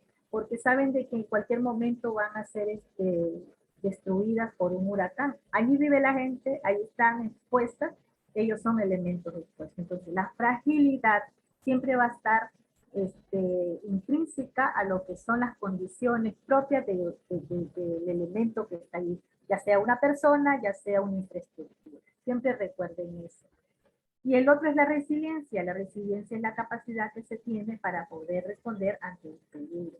Las personas pueden tener una resiliencia alta, porque a lo mejor van a poder, por ejemplo, pierden un medio de vida, se me ocurre, perdieron su bodega o perdieron su negocio porque de repente la inundación se llevó todo. Pero a lo mejor esas personas tenían ahorros, entonces ellos pueden fácilmente volver a poner su negocio.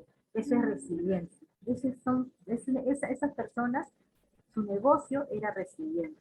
Pero de repente hay personas que tienen unos cultivos, o tienen, a ver, vamos a ver, animales, ganado. Tienen animales, se da una helada, en Puno, por ejemplo, ustedes saben que eso es bastante recurrente, lo que son las heladas, y se murieron todos sus animales, se murieron, digamos, de 100 animales que tenían, se mueren 50. De repente estas personas no tienen las condiciones para poder reponerlos y entonces ellos no son resilientes. ¿Por qué? Porque eso hace de que a lo mejor van a tener que vender parte de lo que tienen para poder volver a empezar a trabajar. Entonces, esos tres, digamos, factores, exposición, fragilidad y resiliencia, son parte de la vulnerabilidad. Esto se lo van a ampliar en los siguientes módulos, pero para que ya ustedes vayan un poco entrando a esto. También revísenlo en lo que es la ley y allí van a tener ustedes los conceptos de cada uno de estos factores que les he hablado el día de hoy.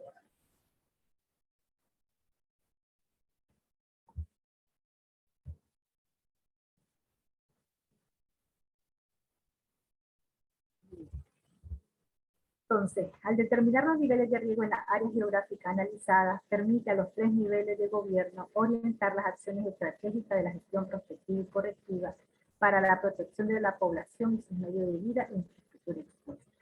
Entonces, si se fijan, hablamos de un ámbito geográfico, hablamos de escenarios de riesgos y hablamos de priorizar zonas de intervención y acciones estratégicas. Por eso es muy importante que al momento que se hace gestión de riesgo, por eso se dice gestión del riesgo del desastre, porque estamos haciendo, la gestión es administrando, estamos analizando y estamos priorizando acciones para poder intervenir y reducir estos riesgos. Bien, no sé si hasta ahí tienen alguna pregunta para poder continuar.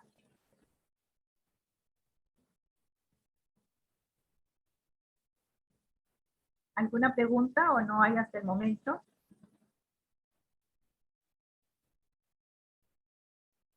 Todo conforme por mi lado. Ok, continuamos entonces. Vamos a entrar a la unidad 5, la gestión del riesgo y las funciones.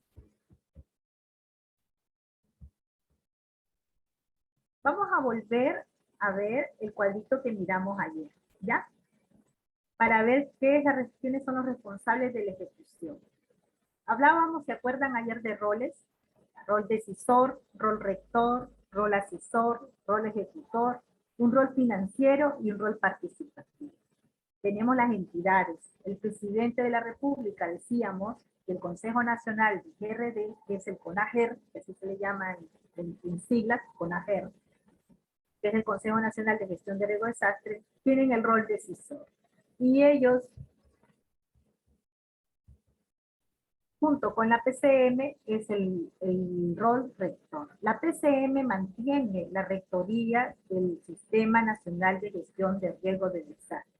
Recuerdan que ayer decía, CENEPRED e INDECI ya son ahora adscritos al MINDEF, al Ministerio de Defensa. pero eso no significa que la gestión del riesgo de desastre sea el Ministerio de Defensa que tiene la rectoría, no.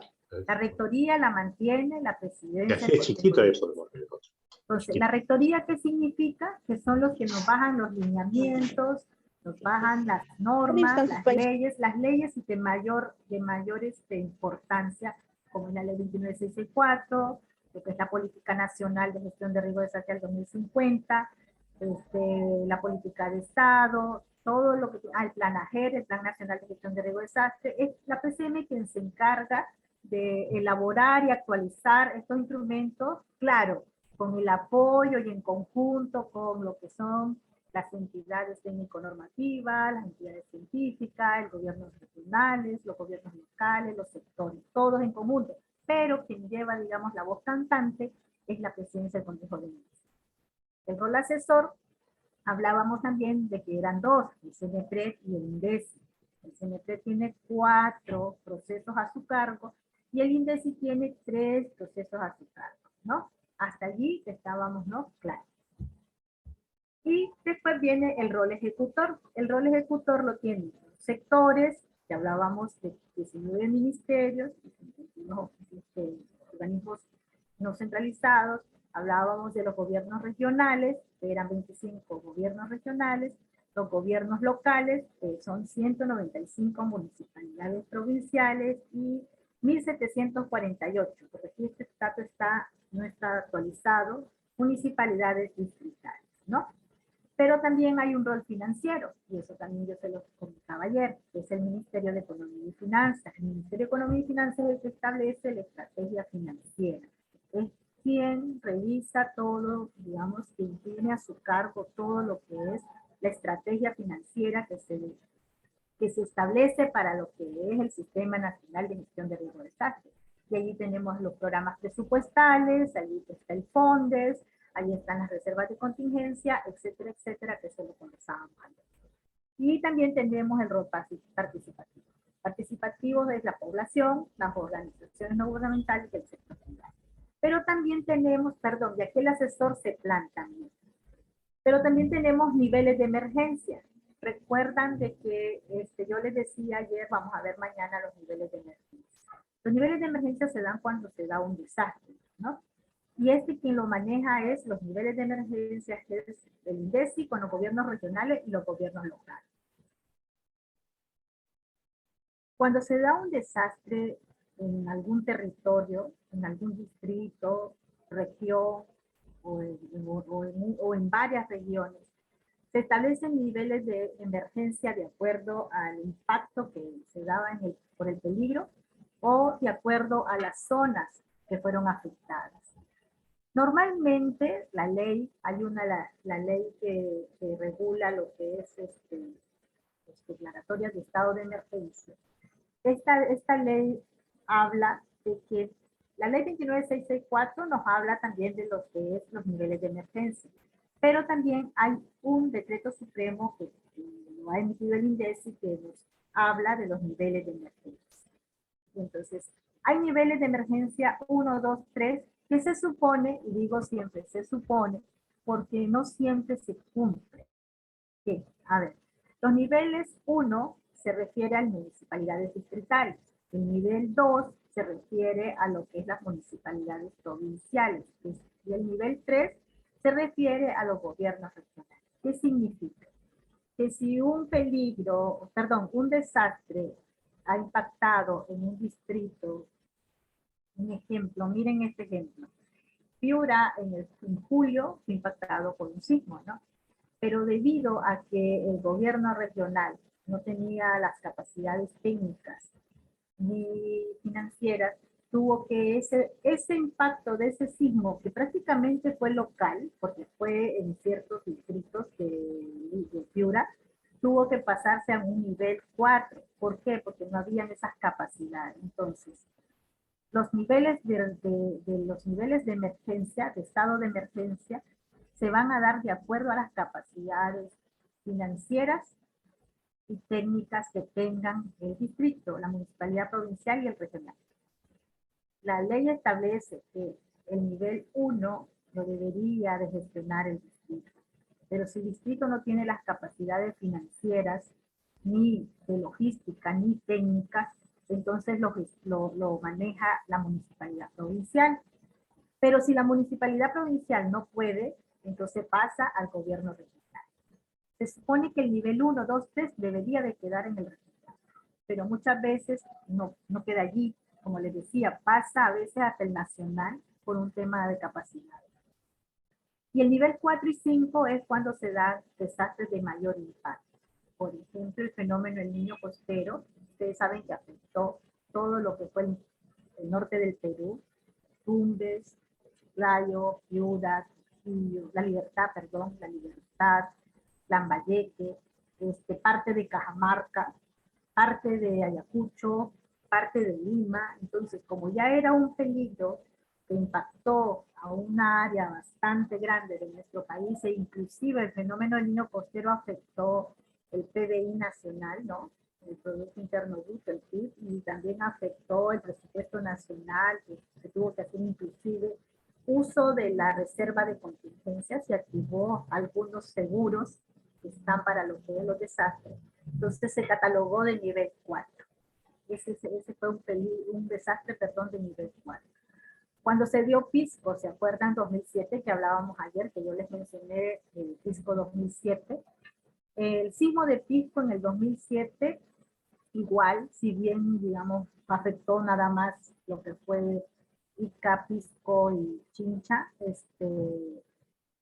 prácticamente ese sismo afectó todo a nivel nacional, porque se tuvieron que utilizar recursos de las reservas de contingencia de la cooperación internacional para poder responder a ese desastre. Y ese también se catalogó de nivel 5. Ese ya fue uno de los niveles mayores que tiene el Estado con la declaratoria de estado de emergencia. Entonces, todo va a depender de dos cosas, del área de impacto que se da en un desastre y de las capacidades técnicas y logísticas y financieras con que cuenten tanto los gobiernos locales, regionales, para poder dar esa respuesta a esos desastres. No sé si tienen alguna pregunta aquí.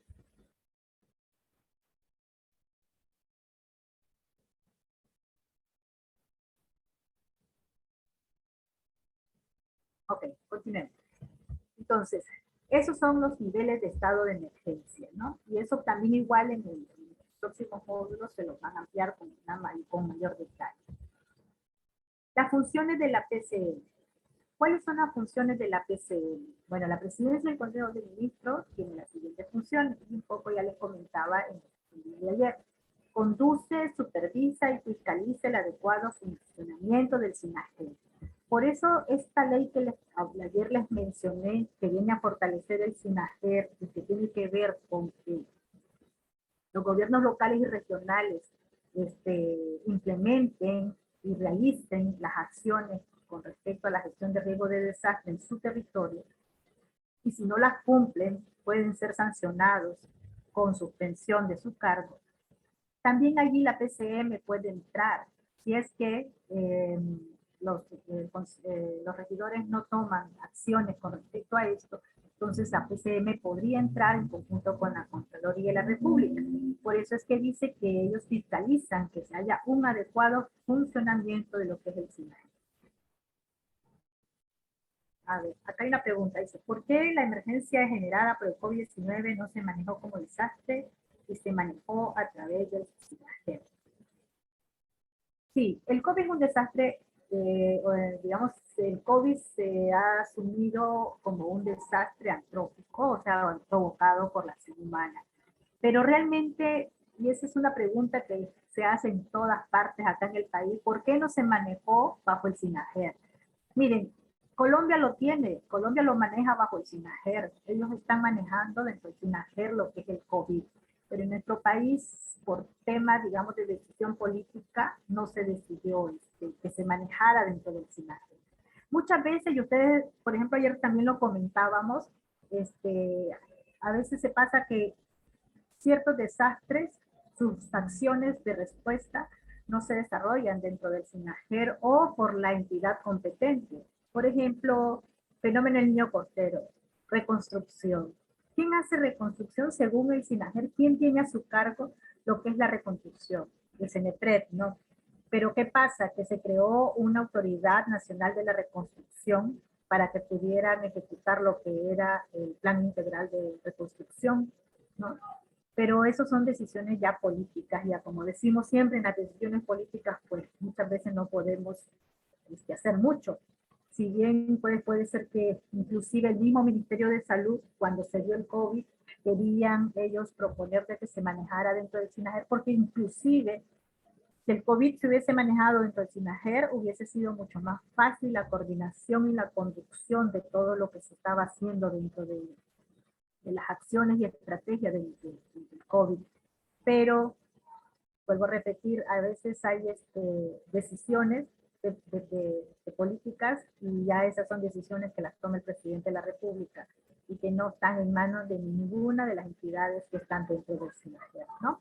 Porque como les decía en las láminas anteriores, en la lámina anterior que estaba más acá, el rol decisor, el que decide en el país, el presidente de la República y el Consejo Nacional de Gestión de Riesgo de Desastres. Y ellos decidirán en algún momento si se maneja dentro del SINAGER o se maneja fuera del SINAGER, dependiendo, digamos, de lo que se quiera desarrollar y ejecutar, ¿no? También la PCM dicta los lineamientos e instrumentos, cumplimiento de los acuerdos internacionales suscritos por el país y las políticas del Estado de acuerdo nacional. Ayer preguntaba, por ejemplo, una de las colegas de que si los objetivos de desarrollo sostenibles estaban alineados con la política nacional de gestión de riesgo de desastre del 2050. Yo le decía sí, precisamente también por eso se actualizó, porque deberíamos de estar alineados a esa objetivo de desarrollo sostenible. Y como el país suscribe acuerdos internacionales y el Perú es parte de los países de las Naciones Unidas que han asumido el marco internacional de Sendai en cuanto a gestión de riesgo de desastre. Entonces, todos estos países están adecuando sus políticas bajo este marco de Sendai. Ustedes revisan la política nacional de gestión de riesgo de Chile, la política nacional de gestión de riesgo de Colombia, la de México, también la de Ecuador. Todas estas políticas ya están alineadas a lo que es el marco internacional de gestión de riesgo de desastres de Sendai y a los objetivos de desarrollo sostenible. ¿Por qué? Porque todo tiene que estar articulado para poder lograr lo que se ha, digamos, establecido desde 1990, que es reducir el riesgo de desastre. Y ahora pues está otra variable, que es cambio climático. Pero ya cambio climático es otro tema aparte que yo prácticamente, mejor dicho, yo no lo toco mucho porque ese tema es ya de otros expertos que ya conocen el tema del cambio climático.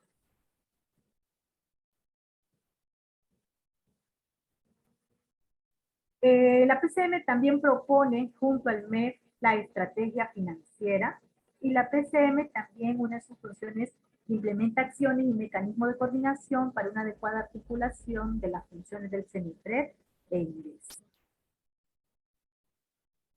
La ley 29664 que crea el SINAGER en el título 3, Organización del Sistema Nacional de Gestión de Riesgos, ahí ustedes van a poder encontrar en el artículo 10 las atribuciones de la PCM, o sea, las funciones que debe de cumplir la PCM.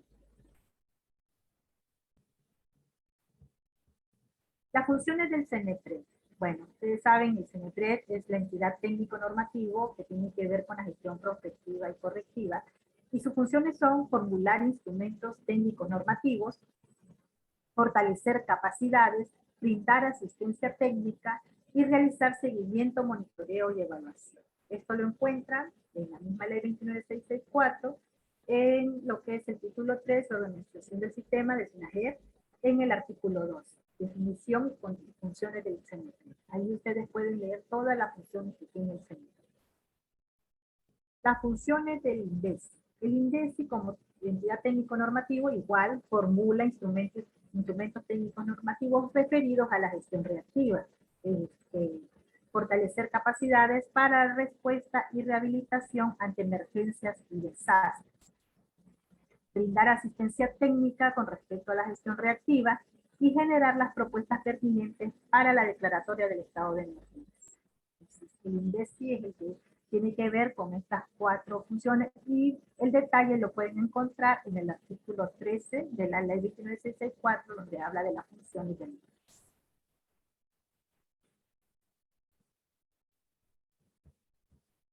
Los sectores en la gestión de riesgo.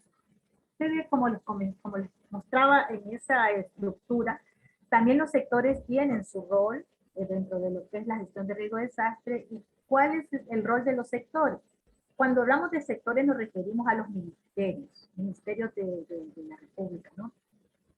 Pero hablamos de sectores porque los ministerios se agrupan en sector. Por ejemplo, el sector salud, pues solo es el Ministerio de Salud, pero también dentro del sector salud está Ministerio de Salud, salud también, es parte del sector salud, la sanidad del ejército, la sanidad de la policía, la sanidad de la Marina de Guerra, la sanidad de la FAP, de la Fuerza Aérea, y también tenemos allí las clínicas privadas. Por eso a eso se refiere cuando habla del sector salud.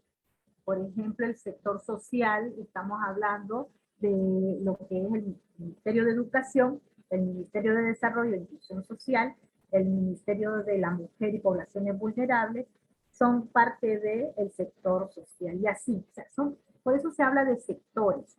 El sector agricultura, pues es el Ministerio de Desarrollo Agrario y nada más. Entonces, a veces los sectores están conformados por un ministerio, pero también pueden estar conformados por varios ministerios e inclusive por otros organismos públicos, pero también por organismos privados. Entonces, los sectores generan las normas. Ustedes saben de que, por ejemplo, el Ministerio de Construcción, el Ministerio de Vivienda, Construcción y Saneamiento, ha dictado normativa con respecto a lo que es el agua potable el agua potable y el desagüe, lo que son los sistemas de saneamiento. ¿Para qué? Para que puedan incorporar dentro de estos sistemas la gestión del riesgo de desastre. También, por ejemplo, el Ministerio de Educación. El Ministerio de Educación ya ha generado sus propias normas. Ya tenemos evaluaciones de riesgo para instituciones educativas. Entonces, por eso dice, los sectores generan normas, los instrumentos y los mecanismos específicos necesarios para apoyar la incorporación de la gestión de riesgo de desastre en los procesos institucionales de los gobiernos regionales y locales. Entonces, el gobierno regional ya sabemos que tiene gerencias regionales, ¿no? O direcciones regionales. Y estas se encargan de implementar a nivel regional, a nivel de la región, las políticas que se dan en los sectores. Y cuando un sector elabora una normativa con respecto a la gestión de riesgo de desastre, se tiene que aplicar también por parte de la región, de la provincia y del distrito. O sea, la normativa no solamente la genera INDECI y CENEPRED, recuerden eso, también puede ser generada por un sector. Por ejemplo, el Ministerio de Desarrollo e Inclusión Social, ellos han elaborado una guía para lo que es los albergues, pero no significa que va a sustituir las guías que ha hecho el INDECI, no, sino que ellos complementan. ¿Por qué? Porque ellos tienen un sector al cual tienen que atender. Y, por ejemplo, el Ministerio de Desarrollo e Inclusión Social atiende a lo que es adultos mayores, niños que están en orfanatos, ya sean del mismo ministerio, pero también hay orfanatos privados y también hay orfanatos de las iglesias, ¿no? De lo que es las iglesias católicas, evangélicas, inclusive de las mismas municipalidades. Hay municipalidades que tienen bajo su cargo algunos orfanatos y ellos tienen normas específicas para esto. Entonces, dentro de la gestión de riesgo también han hecho normas específicas que complementan las normas generales que dictan los entes rectores, los entes técnicos normativos como es el CNPD. O, por ejemplo, también el Ministerio de Cultura. El Ministerio de Cultura tiene ciertas normativas de gestión de riesgo de desastre para lo que es el sector cultura, ¿no? Para lo que es todo la infraestructura que ellos tienen, temas culturales, para lo que es los museos, los lugares como Machu Picchu, las líneas de Nazca, ellos tienen sus propias normativas de gestión de riesgo de desastre que vienen a complementar lo que las entidades técnicas normativas desarrollan. Entonces, todas esas normativas también ustedes las tienen que conocer. Entren también a sus plataformas, a sus páginas web de cada uno de los sectores y van a encontrar que cada uno ya viene elaborando información normativa, instrumentos relacionados a la gestión de riesgos. Por ejemplo, aquí miren, en el Ministerio de Educación, para el 2017-2021, elaboró el Plan Sectorial de Gestión del Riesgo de Desastre del Ministerio de Educación. O sea, tienen su propio plan sectorial de gestión de riesgo. ¿Por qué? Porque tienen una población específica a la que ellos tienen que atender. Otro está el Ministerio de Salud, que ha elaborado y aprobado una política nacional de gestión de riesgo, pero para lo que es hospitales seguros frente a los desastres. Y eso no significa de que sustituya la otra política, no, sino que esta es específica para poder manejar el tema de salud, tener hospitales seguros. Dentro de esta política también ellos ya tienen instrumentos que utilizan para poder evaluar y conocer el nivel de vulnerabilidad que tienen los hospitales, o mejor dicho, los establecimientos de salud a nivel nacional. También tenemos los lineamientos para la elaboración del informe de evaluación de riesgos en proyectos de infraestructura educativa, lo que les mencionaba. El Ministerio de Educación, aquí se los estoy señalando, ya tiene y ya cuenta con su propia evaluación del riesgo de desastre para instituciones educativas. O sea, el CENEPRED cuenta con una guía para la evaluación del riesgo de desastre general, fenómenos naturales se llama, ¿no? Que es el manual EVAR 2, que es para evaluar fenómenos naturales. Pero el Ministerio de Educación, en base a este manual general, ha hecho su propia guía, su propio manual para poder evaluar los riesgos, pero de entidades educativas. Entonces, por eso es que dice los sectores tienen un papel muy importante en la gestión de riesgo, porque ellos hacen lo específico.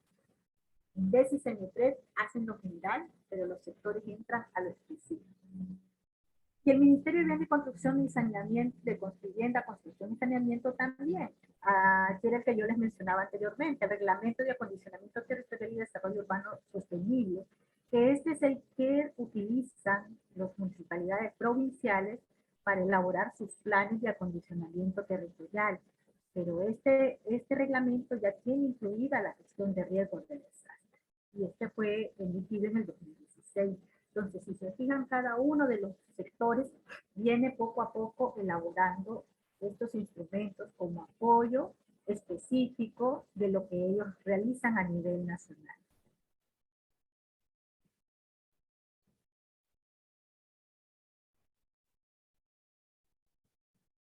A ver, acá, ¿para qué está articulado? En la ley o reglamento lo dice que haga. Que haya ese, no entiendo. Juan Carlos, ¿me podés explicar esa es pregunta o es, no sé, por favor?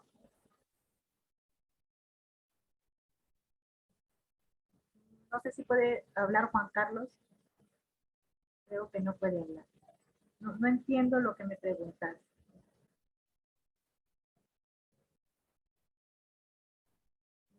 No entiendo qué me está preguntando Juan Carlos.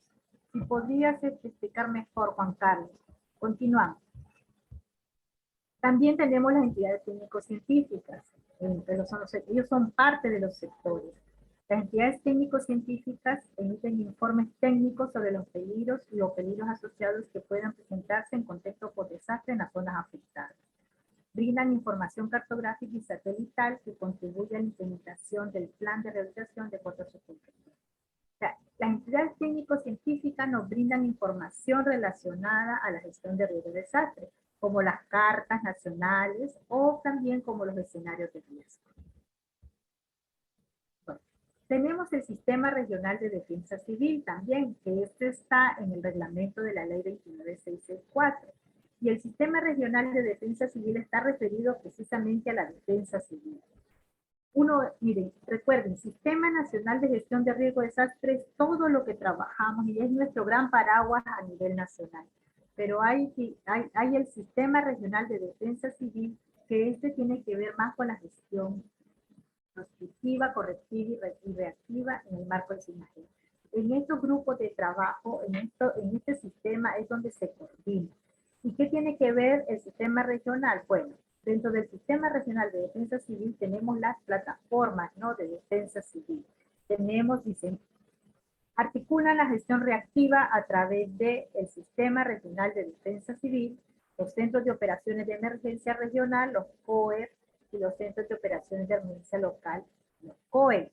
Las plataformas de defensa civil regionales y locales coordinan los procesos de preparación, respuesta y realización del SINAGER con el Sistema de Seguridad y Defensa Nacional.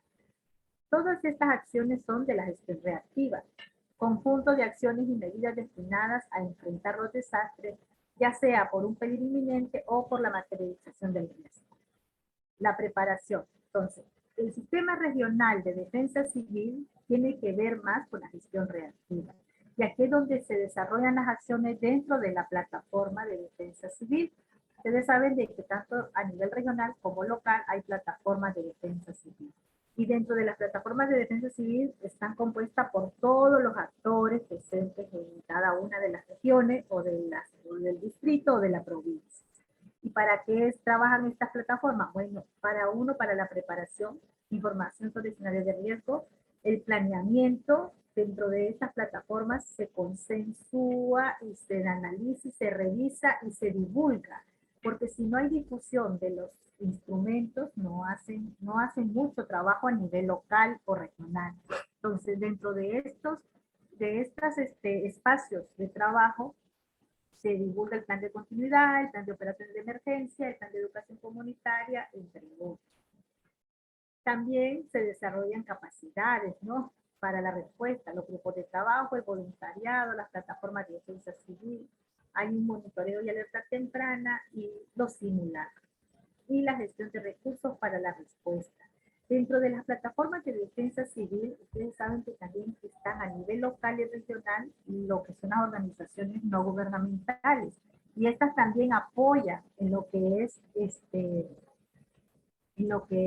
la defensa civil a nivel local. También en lo que es la respuesta, búsqueda y rescate, primeros auxilios, extinción de brotes de incendio, apoyo solidario, evacuación, comunicación de emergencia, rescate de bienes primarios, atención prehospitalaria, manejo de materiales peligrosos, incendios urbanos, control de seguridad, evaluación de daños y análisis de necesidades, sistema de comando de incidencias, comunicaciones de emergencia, evaluación de daño, instalación de albergues, atención hospitalaria, remoción de escombros. Todas estas acciones que ustedes ven acá se coordinan y se articulan dentro de lo que son las plataformas de defensa civil. El Sistema Regional de Defensa Civil también está lo que es el proceso de rehabilitación. Si ustedes se fijan, como les comentaba, dentro del Sistema Regional se ve todo lo que es la gestión reactiva.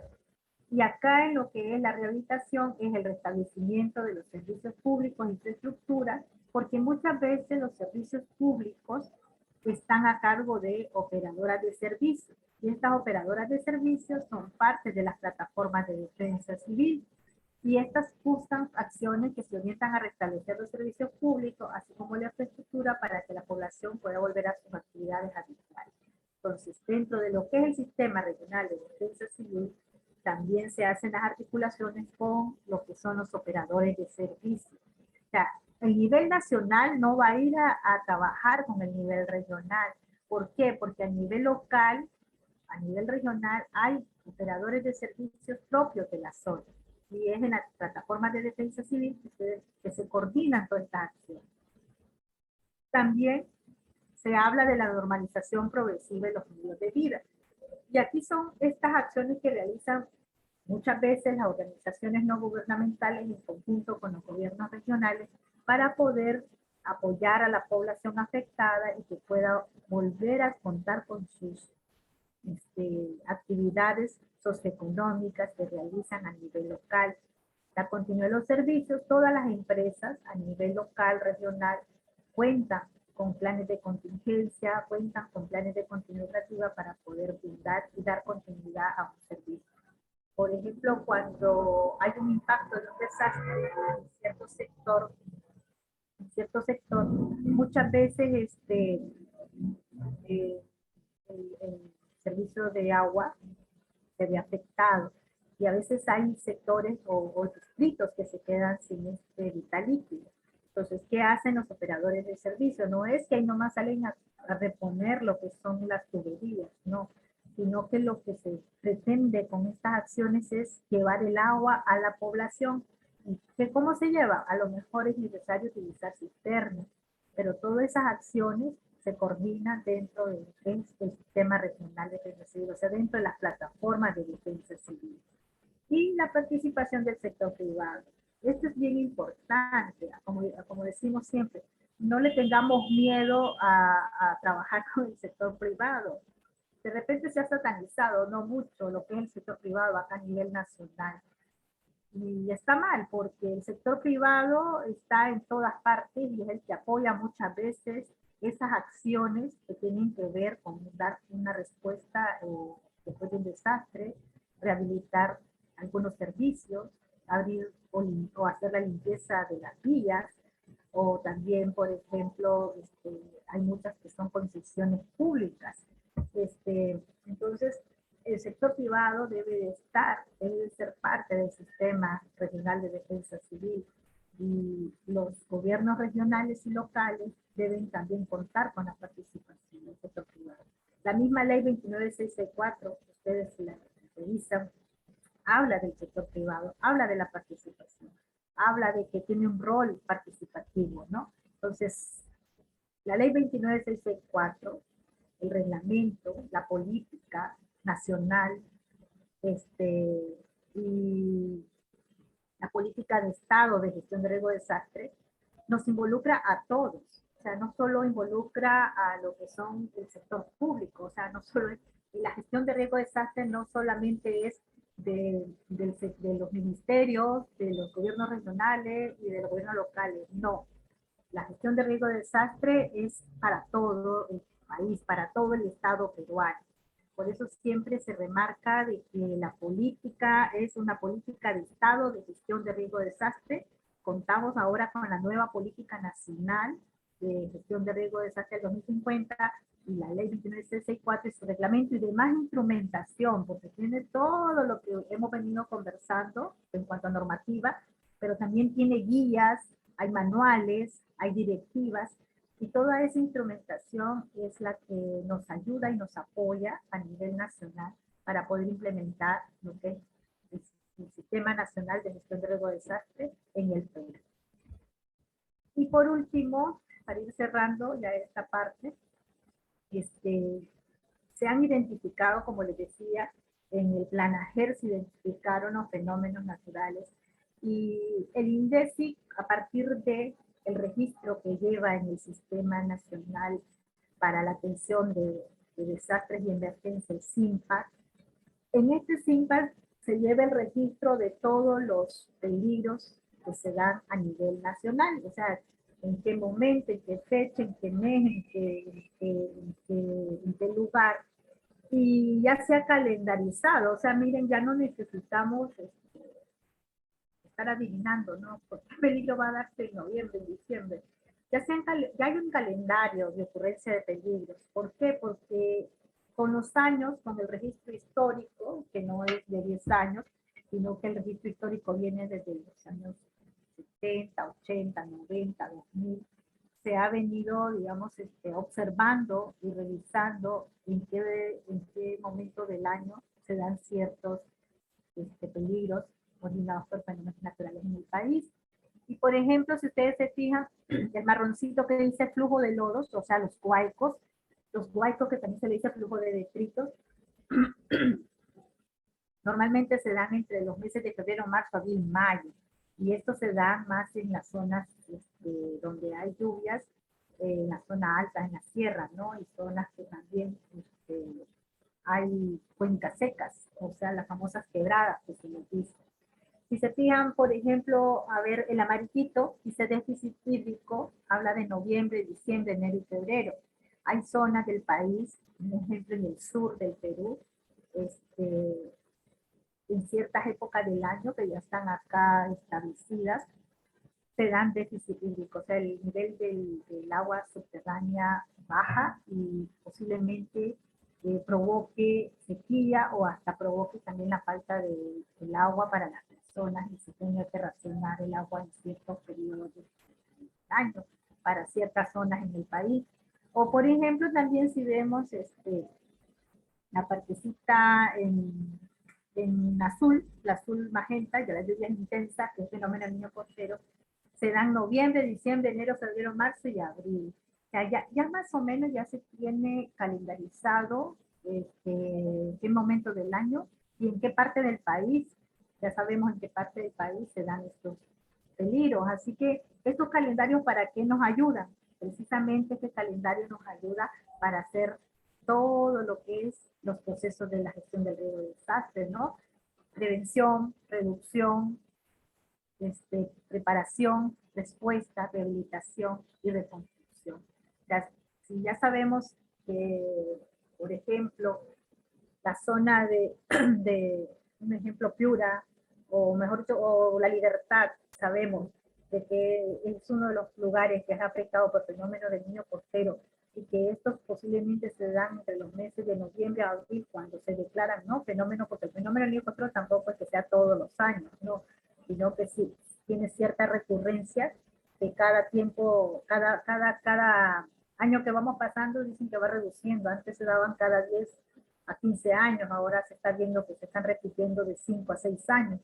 Entonces ya sabemos cómo prepararnos, cómo prevenir o cómo reducir ese riesgo. Creo que había una pregunta. A ver qué dice acá. ¿Dónde yo trabajo? Me están diciendo acá. Donde yo trabajo, las comisiones de regantes y juntas de usuarios son parte de la plataforma digital de defensa civil. Y cuando ocurre un desastre y se activa la plataforma, ellos apoyan con su maquinaria y equipo en la rehabilitación.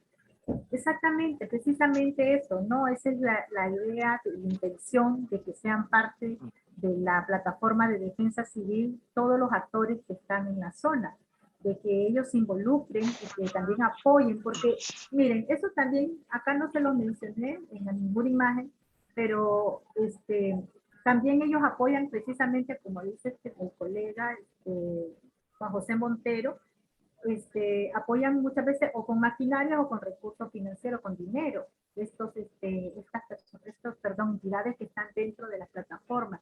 Y los presupuestos para la gestión del riesgo de desastre no siempre tienen que salir todo del presupuesto del gobierno regional o del gobierno local, sino imagínense que no podrían resolver muchas cosas, ¿no? Porque el presupuesto también tiene límites, o sea, los presupuestos son limitados, los recursos son limitados, y con el apoyo de todos los que están dentro de un territorio se puede complementar ese presupuesto para poder realizar las acciones o los procesos de SINAGER. Y por ejemplo, él habla aquí en la rehabilitación. Claro, ese es un proceso, ¿no? La rehabilitación, con el apoyo de ellos, trabajan y pueden rehabilitar, por ejemplo, los canales de regadío o de repente las vías para poder sacar ciertos cultivos, etcétera, ¿no? Entonces, exactamente ahí es donde también quería llegar, ¿no? Esto. El SINAGER somos todos, me incluyo yo porque somos parte del Estado peruano, son todas las entidades, está dentro también como participación, tiene que participar el sector privado, tiene que participar la población, y por eso ahora hablamos de gobernanza. Con esto voy a ir cerrando. Hablamos de gobernanza, que es que la población también se incluya, no solo el gobierno, que es gobernabilidad, no solo digámoslo así, el ejecutivo, o los congresos, el Congreso, o lo que es los gobiernos regionales o los gobiernos locales, no, sino que también sean parte de la población y del sector privado y todos los que habitan en el Perú. Y por eso ahora hablamos de gobernanza, no de gobernabilidad, sino de gobernanza, porque eso incluye e involucra a todos, para que todos formen parte del SINAGER y realmente se pueda llegar a cumplir lo que se está estableciendo en la Política Nacional de Gestión de Riesgos hasta el 2050 y lo que se va a establecer, porque ya están trabajando en el nuevo Plan AGER y que a partir del 2022 ya tiene que estar listo y comenzando a implementarse la estrategia, porque el Plan AGER es el que materializa, ¿no?, la política y la ley para todo el país. Bien, no sé si tienen alguna pregunta más hasta ahorita. Con esto creo que estoy concluyendo. Les escucho. Sí, ingeniera. Mire, con respecto cuando usted habló del lado sectorial de los ministerios, con respecto a la implementación dentro de sus políticas internas, sobre instrumentos de normatividad relacionados a la estimación, prevención y reducción de riesgo de desastre, por ejemplo, usted mencionó el Ministerio de Educación. Pero yo le hablo como una experiencia que yo tuve. Se programó un simulacro y el sector de educación, a través de su GEL, no quiso participar. Dice que nadie lo podía obligar porque tenían sus propios lineamientos. Se hizo la observación directa al CNEPRE, que dentro de sus funciones estipuladas en el artículo 12 de la ley 29664 en el apéndice J. Lo que pasa es que el CNEPRE, o sea, sus funciones están recortadas, porque solamente supervisa que las entidades establezcan estos procesos, más no que esos procesos sean correctos o no de manera aplicativa. Entonces, ese vacío, ¿en qué genera? En que muchos que estamos en el sector público, vemos que al alcalde, a los funcionarios, nadie les puede exigir nada en el cumplimiento de la normatividad y no hay sanciones realmente con respecto a la aplicación de esta política que se supone que el Planager lo dictamina. Pero si dentro del órgano de estimación que le corresponde al CNEPRE no tiene dentro de su reglamento y funciones, estipulado en el artículo 12, lineamiento que le permita realmente supervisar si lo que están haciendo está bien o está mal. Porque no es fácil simplemente decirle, ya mira, tú desarrolla tus procesos de estimación, prevención y reducción del riesgo de desastre y se acabó. Ah, sí, los hizo los tres, ya hizo los tres. Pero en la práctica no funciona. Entonces, es ahí el divorcio que le hago el ejemplo del Ministerio de Educación, que ellos consideran que su planteamiento del Ministerio de Educación no tiene nada que ver con el Planager, por ejemplo. Que lo hacen de manera diferente. Tal es así que miren, disculpando la expresión, en la ignorancia que tienen, en sus chalecos de su sistema han puesto Prevaet. Ellos han puesto su chaleco. Usted supervisa el Ministerio de Educación, va a ver que su chaleco dice Prevaet. Y usted sabe que Prevaet no es eso.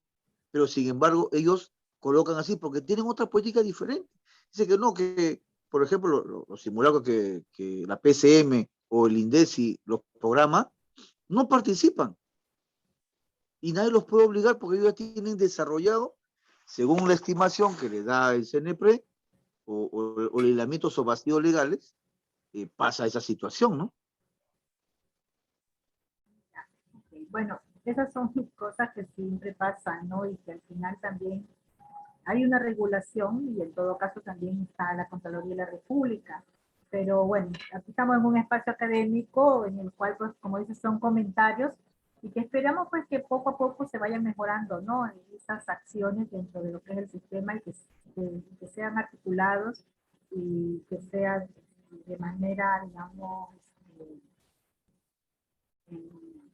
coordinado entre todos los tres niveles de gobierno. Eso es lo que se espera, pues, porque por eso es un sistema nacional de gestión de riesgo de desastre, ¿no? Donde debemos y podemos estar todos. Quiero pedirles un favor, ¿pueden encender su cámara los que puedan encender cámara? Quiero tomar una fotito.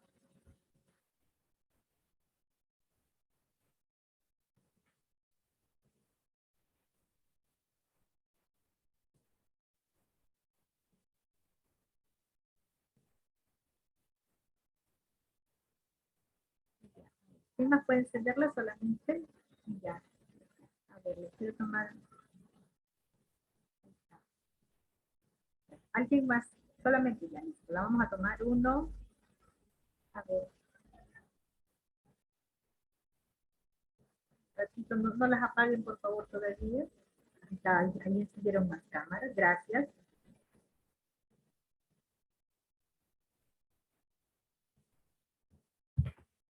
Listo, muchas gracias.